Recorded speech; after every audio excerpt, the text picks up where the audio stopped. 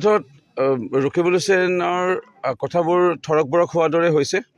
তেখেত কিবাবশতঃ তেখেত সাংসদ হ'ল আৰু আজি তেখেতৰ শেহতীয়া তেখেতৰ যিটো ছবি চামগুৰি সমষ্টিৰ হিংসাত্মক এটা পৰিৱেশ নিৰ্বাচনত তেখেতৰ আঁৰত তেওঁ আৰু কংগ্ৰেছ দলটোৰ যিটো ষড়যন্ত্ৰ আছিল, এটা ৰক্তাক্ত কৰাৰ পৰিৱেশ আছিল আৰু আজি তেনেকৈ নোৱাৰিলে, সাফল্যমান নহ'ল।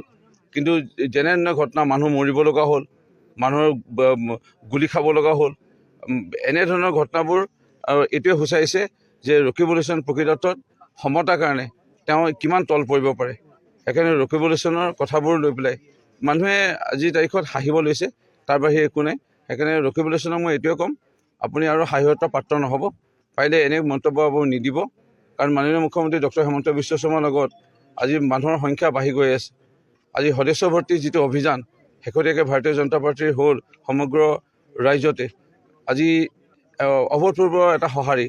এই সঁহাৰিয়ে প্ৰমাণ কৰে যে তেখেত আৰু যিমান দিন জীয়াই থাকিব, অৰ্থাৎ মুখ্যমন্ত্ৰীগৰাকীৰ যিটো স্বাস্থ্য, তেখেতে এক্সাৰচাইজ সদায় কৰে, সদায় ব্যায়াম কৰে আৰু সদায় অত্যন্ত চেষ্টা কৰে আধা ঘণ্টাতকৈ বেছি সময় খোজকাঢ়িবলৈ। সেইকাৰণে স্বাস্থ্য ফিট এণ্ড ফাইন হৈ আছে। সেইকাৰণে মুখ্যমন্ত্ৰী ডক্টৰ হিমন্ত বিশ্ব শৰ্মা মোৰ বোধহয় 20-25 বছৰতো মুখ্যমন্ত্ৰী হৈ থাকিব। সেইকাৰণে তেখেতে তেওঁৰ পুতেকক জিকোৱালৈ সপোন দেখা, তেওঁ কেনেকৈ অহাবাৰ সাংসদ হ'ব পাৰে সেইবোৰ সপোন দেখা। কাৰণ এই ধুবুৰীত জিকা ছমাহ হোৱা নাই। ধুবুৰী লোকসভা সমষ্টিৰ ৰাইজে এতিয়া টিভি সামাজিক মাধ্যমত বাতৰি পৰিৱেশন হৈয়ে আছে যে তেওঁ ধুবুৰী ৰাইজে ভুলতে তেওঁক জোকোৱা নিচিনা হ'ল।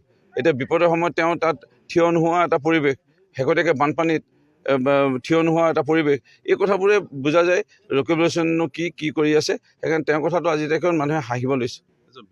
যোৰহাটৰ ৰাইজক তেওঁ ঠগবাজ কৰি পেলাই তেওঁ জিকিল। আৰু এই ঠগবাজ কেনেধৰণৰ ঠগবাজ আছিল যে তেওঁ প্ৰতিশ্ৰুতি দিছিলে ইয়াত সুখে দুখে ৰাইজৰ লগত থাকিব।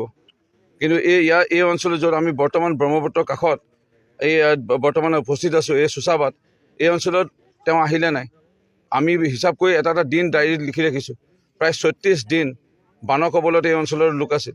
আমি এটা দিন ইয়াত বান সাহাৰ্য প্ৰদান কৰা, পশুখাদ্য প্ৰদান কৰা, ইয়াৰ লগতে সমান্তৰালভাৱে জনস্বাস্থ্য কাৰিকৰী বিভাগৰ লগত ব্লিচিং পাউডাৰ প্ৰদান কৰা, ফেনাইল প্ৰদান কৰা, ইয়াত আমাৰ চিকিৎসা শিবিৰ, পশু চিকিৎসা শিবিৰ, মানুহৰ চিকিৎসা শিবিৰ প্ৰদান কৰাৰ পৰা আদি কৰি আমি সুখে দুখে এই অঞ্চলৰ ৰাইজৰ লগত আছিলোঁ। সাংসদজন একেদিন আছিল। দ্বিতীয়তে আজি যোৰহাট দৰে হ'ব বুলি বিহালী যেতিয়া কৈছে, আমি বিহালী ৰাইজে জানে, লাহে লাহে বিহালী ৰাইজেও বুজি উঠিলে। প্ৰথমে তেওঁ ভাবিছিলে কি তেওঁ এই চালনী কথাৰে মানুহক বিহালী ৰাইজক ভুল যাব পাৰিব। আজি শংকৰ জন্মোৎসৱ পাৰ হ'ল, ইয়াত বিভিন্ন ৰাস পাৰ হ'ল, বিভিন্ন দুৰ্গা পূজা পাৰ হ'ল, সকলোতে যোৰহাটবাসী ৰাইজে খুব মৰমীয়াল ৰাইজ। আৰু এই মৰমীয়াল ৰাইজে সাংসদগৰাকীক মুখ্য অতিথিৰূপে প্ৰত্যেকৰ নিমন্ত্ৰণী পত্ৰতে তেওঁক ৰাখিছিল।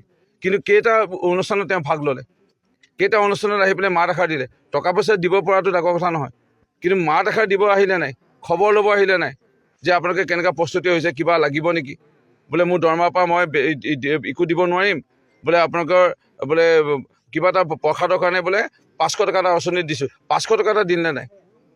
সেই সাংসদজনে আজি তাত গৈ পেলাই ফিতাহী মাৰি কথা, তেওঁ কিবা এটা ভাগ্য ভাল আছিল, লাক ভাল আছিল, সেইকাৰণে যোৰহাট দৰে এটা গুৰুত্বপূৰ্ণ এই লোকসভাত তেওঁ জিকিল।